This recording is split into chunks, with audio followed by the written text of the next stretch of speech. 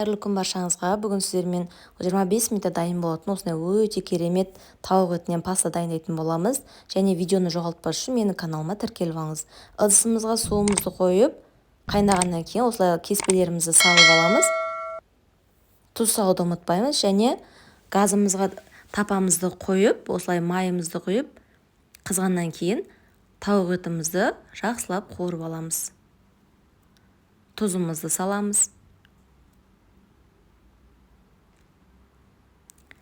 Және қуырбаған екен пиязымызды саламыз. Артынша осындай сливочный масламызды салып жібереміз. Және 2 тіс чесногымызды саламыз. Жақсылап қуырып, 20% сливкемізді құямыз. Осылай жақсылап араластырып, бір құлдатып қайнатып алып, дайын болған лапшамызды бетіне саламыз. Жақсылап араластырып аламыз. Міне осындай болып шығады, дәмі өте керемет. Және теркодан сырымызды майдалап өткізіп аламыз.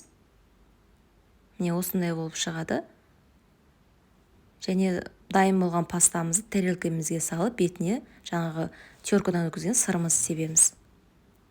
Мен сәндік үшін осындай бетіне петрушка қойдым. Жасап көріңіздер, өте дәмді болады. Және менің каналыма тіркеліп алыңыздар, алда сіздермен күшті рецепттермен бөлісемін.